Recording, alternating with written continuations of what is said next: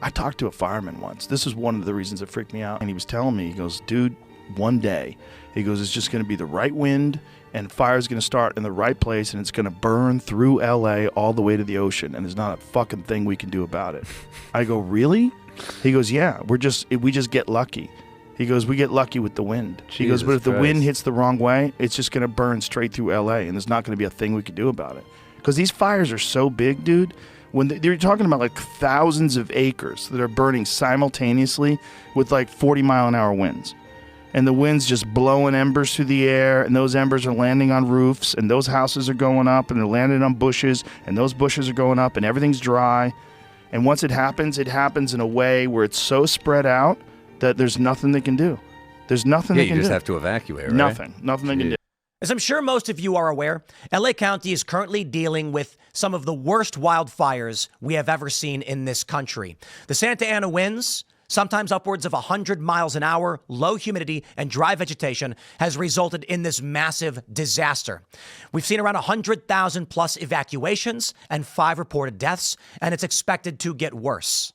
We are in bumper-to-bumper traffic right now as hundreds of people try to get out. You can see flames here on both sides of the road with very little visibility. Many abandoning their vehicles to flee on foot. Policemen started telling everybody, get out of your car, leave your car if you want to live.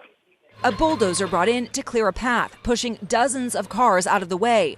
Smoke from the growing fire darkening the skies. This man breaking down, desperate to reach his dogs. I've been trying to get to my house for 5 hours. Later reunited, his house thankfully saved. Overnight, a high school up in flames. The fire hitting some of California's most famed areas, home to iconic houses and sites and many celebrities. Chris Pratt posting overnight, please send prayers and strength to those affected. James Woods posting this video of the fires approaching his home. Beloved actor Steve Guttenberg among those stepping up to help his neighbors. When things like this occur, you really realize how vulnerable you are and how important community is. Scenes of unbelievable devastation and loss as the relentless winds fueling these fires show no signs of letting up. Well, certainly environmental factors are playing a huge role. We cannot ignore the human factor. Donald Trump recently called for the resignation of Gavin Newsom, the governor, and many people are criticizing local leadership, including the mayor, Karen Bass, because they have failed tremendously to mitigate these issues and prepare for this disaster. What in the world? The firemen don't have hoses, so they're like literally using purses, women's handbags, filling up women's handbags to put out fires. Look at this. What in the world? LAFD fire department using women's handbags to put out fires. Right now, the primary fires raging through LA are the Palisades Fire, the Eaton Fire, the Hearst Fire, and the newly ignited Woodley Fire. This fire, which began near the affluent Pacific Palisades neighborhood, has grown to over 15,800 acres.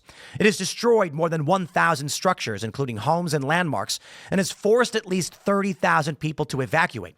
The fire spread rapidly due to the hurricane-strength winds, which have not abated, making containment efforts challenging. Near Pasadena, the Eaton Fire has been particularly deadly, with at least 2 fatalities reported. By Wednesday morning, it had consumed over 10,600 acres, doubling in size overnight due to strong winds. This fire has led to the evacuation of over 52,000 residents and has damaged or destroyed numerous structures, including a McDonald's and the Pasadena Jewish Temple and Center. Located in the San Fernando Valley, we have the Hearst Fire. This fire has also seen significant growth. Although specific acreage affected by January 8th was not detailed, it contributed to the overall strain on firefighting resources. And then we have the Woodley Fire, a newer blaze in the Sepulveda Basin area. The fire has grown to 75 acres by Wednesday, adding to the emergency response. Late last night, it spread to the Hollywood Hills. As I already stated, at least 5 people so far are reported as having lost their lives, and over 100,000 have evacuated. But there is still some shocking footage indicating it's going to get worse. In one video from the Weather Channel, which I don't think you want to see, it may be depicting the charred remains of an individual who lost their life. This is an unmitigated disaster. Right now, Over 1,100 structures and counting have been destroyed across LA County, including homes, businesses, and cultural landmarks. The Palisades fire alone has seen significant devastation in one of the wealthiest neighborhoods of LA, affecting even the grounds of the Getty Villa Museum, though the structures there remain safe. More than 1.5 million customers were without power due to the fires and the preventative measures like power shutoffs by Southern California Edison.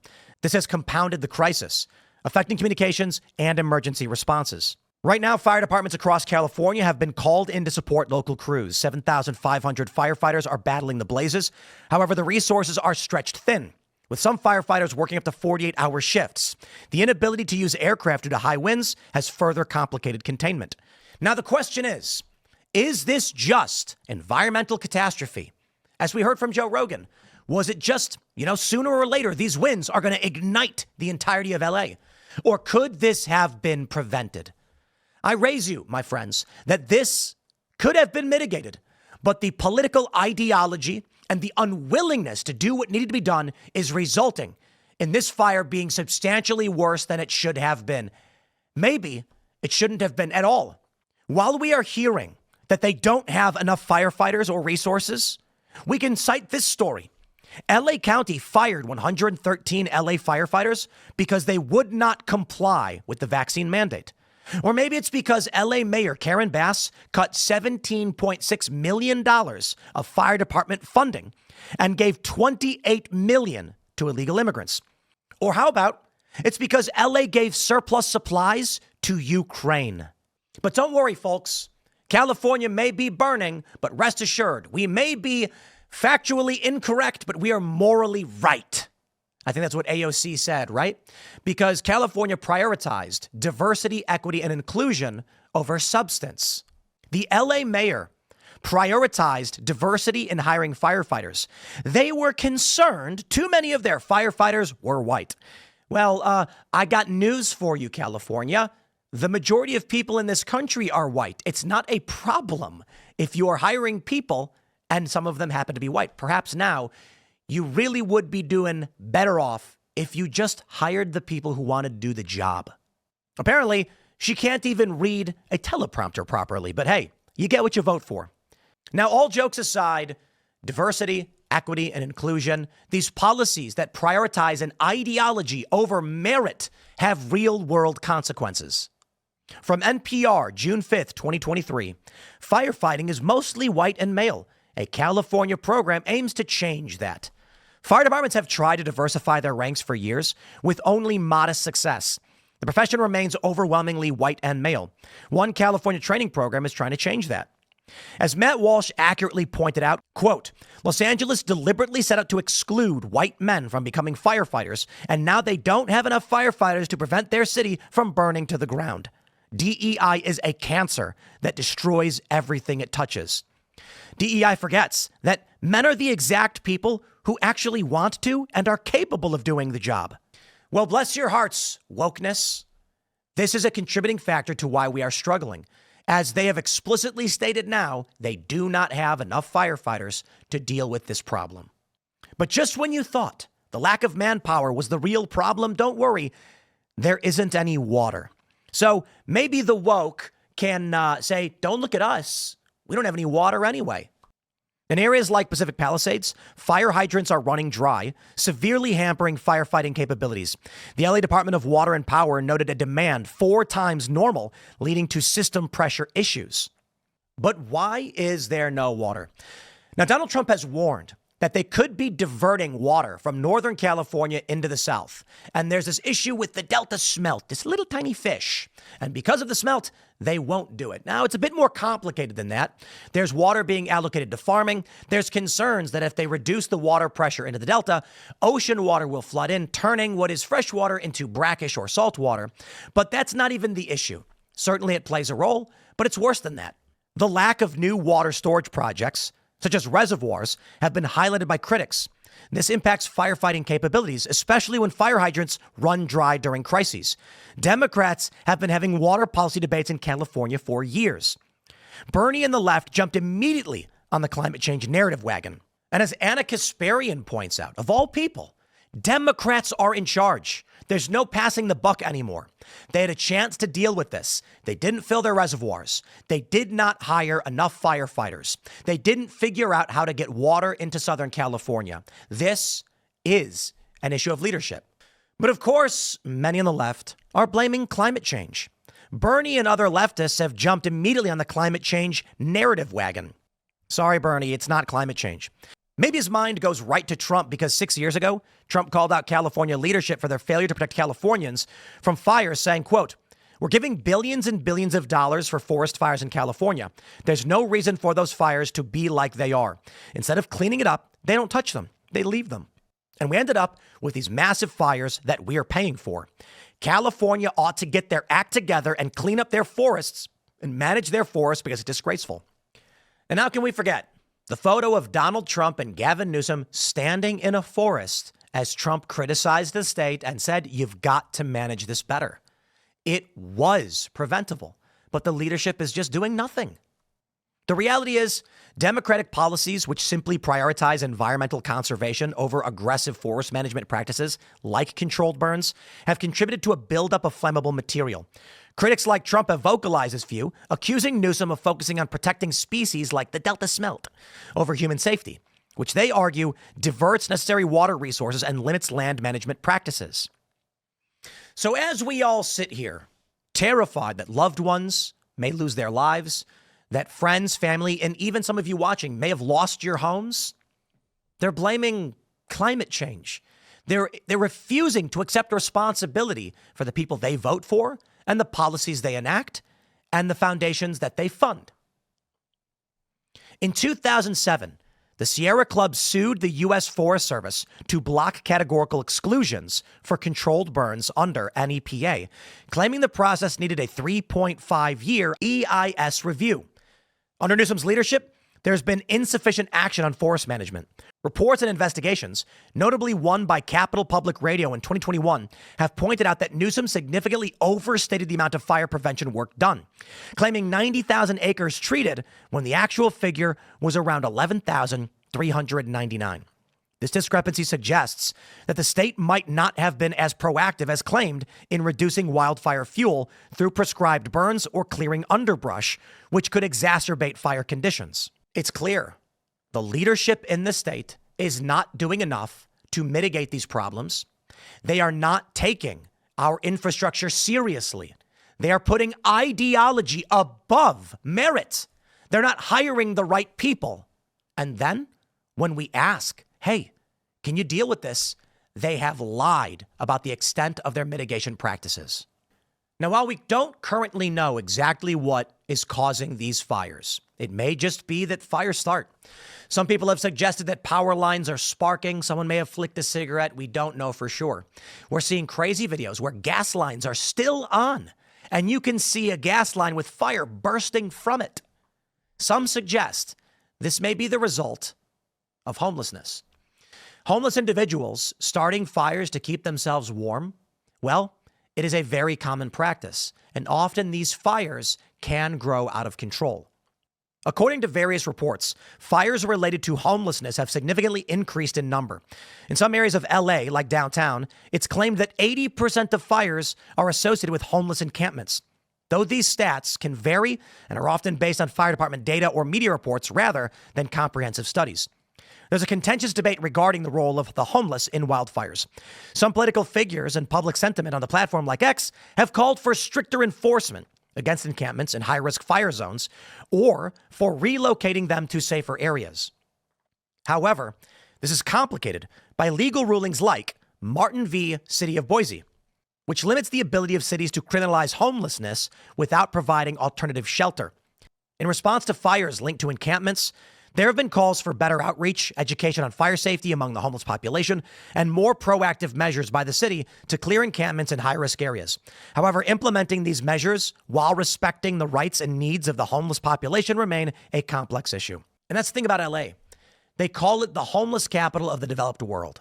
When you see video after video of homeless people starting fires, one has to wonder, are the problems of California exacerbated by their inability to care for and adequately deal with a massive and escalating homeless crisis? How is it that they spend over $1 billion every year and they can't solve this problem? Now, homelessness in LA, it's exacerbated by high living costs, mental health issues, and inadequate housing solutions. It's playing into a narrative around wildfires because many of these people do start fires, and it happens in cities all across the country. It underscores the need for comprehensive solutions to homelessness that could also mitigate fire risk. Now, you may be saying to yourself, I don't buy it, Tim. You're wrong. I'm not going to blame Democrat leadership. You're grifting. You're making it a partisan issue. Yeah? Well, how about this? Insurance companies have pulled out. Many of the homes in the Palisades has their fire coverage removed only months to even a few weeks ago.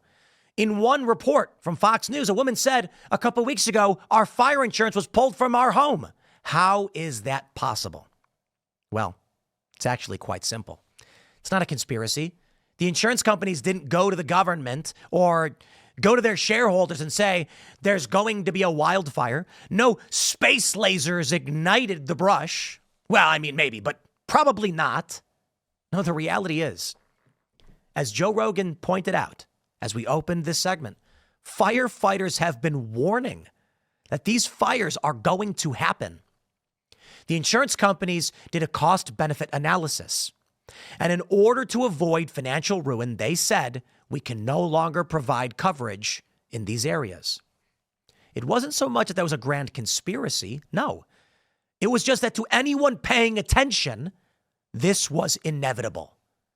So tell me again, you don't believe me when I show you all the facts and say this was a crisis brought on by the state. Don't get me wrong, wildfires happen. It's a part of nature.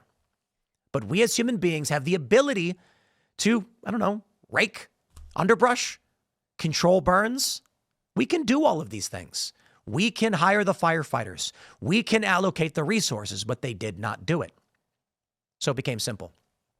The insurance companies looked at the math and said, the state is inadequately prepared. The fires will rage and will wipe out all of these homes, and we can't afford to pay this out. And so they didn't. And that's it right there. That's all the proof you needed. They knew it was coming. Now, hold on. Let's ask a question again. You may be saying, well, maybe it's climate change, right? The insurance companies were looking at the escalation of strange weather patterns. And so they ultimately decided we can't insure anymore because of climate change. Well, they provided coverage to these homes in areas with wildfires. They provide coverage to homes in areas prone to hurricanes. They usually just raise the rates. So what happened this time that they didn't just, raise the rates? Could it have been Democrat policies requiring high-risk insurance with caps on premiums? Could it have been that they know the state was mismanaging this and they couldn't financially handle it? So there it is, my friends. That's at least the argument, and I think it's plain as day. This is why Donald Trump calls for the resignation of Gavin Newsom. This is why what we are seeing in California was avoidable. I hope you all learn from this.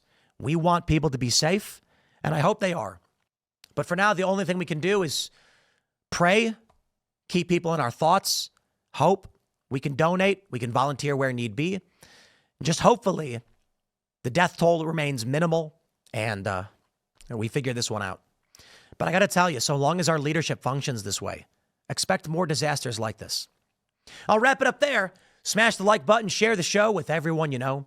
Become a member over at timcast.com to support our work. Thanks for hanging out. Stay tuned. We're back tomorrow at 4 p.m. And of course, you can always hang out at youtube.com/timcastirl Monday through Friday, 8 p.m. for our live show.